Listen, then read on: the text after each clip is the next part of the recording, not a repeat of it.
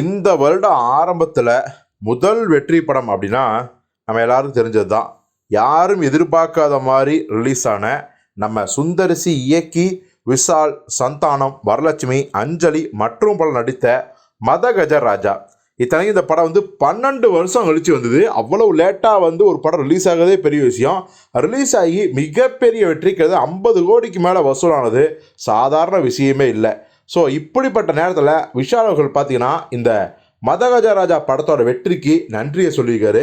இப்படி நன்றி சொன்னதில் தான் மிகப்பெரிய சர்ச்சை ஒன்று உண்டாயிருக்கு. என்ன அப்படின்னா, அவர் முதல்ல யாருக்கு நன்றி சொல்லியிருக்காரு அப்படின்னா, திருப்பூர் சுப்பிரமணியம், ஏசி சண்முகம், இயக்குனர் சுந்தர்சி.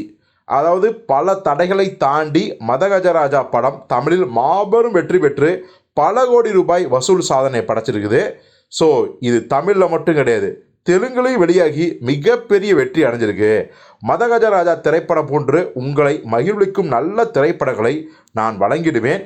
இந்த படத்தோட மிகப்பெரிய வெற்றிக்கு 4 வலிமையான தூண்கள் தான் காரணம் அப்படின்னு சொல்லிட்டு தான் திருப்பூர் சுப்பிரமணியம், ஏசி சண்முகம், சுந்தர்சி 4வதா ரசிகர்களுக்கு என்னுடைய நன்றி அப்படின்னு சொல்லியிருந்தாரு.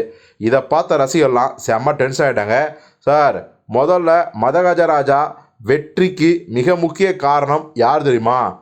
உங்கள் கூட சேர்ந்து இன்னொரு ஹீரோ நடித்தாரு சந்தானம், அவர் தான். இந்த படத்தோட ட்ரெய்லர் பார்த்த எல்லாருக்குமே இந்த படம் எப்போ வந்தாலும் ஒரு தடவை தியேட்டரில் போய் பார்த்துடணும் அப்படிங்கிற ஒரு எதிர்பார்ப்பும் நம்பிக்கையும் வந்துச்சு. அதற்கு காரணம் இந்த படத்தில் சந்தானம் இருக்காரு அப்படிங்கிறது தான். அதாவது 10 வருடங்களுக்கு முன்னாடி பார்த்தீங்கன்னா உங்களுக்கு, உதயநிதி ஸ்டாலினுக்கு, அப்புறம் இன்னும் பல ஹீரோக்களுக்கு, ஆர்யாவுக்கு எல்லாமே வெற்றி படங்கள் அமைஞ்சதுக்கு மிக முக்கிய காரணம் அந்த படத்தில் காமெடியன் அப்படிங்கிற பேரில் ஹீரோவாக வளர்ந்த சந்தானம் தான்.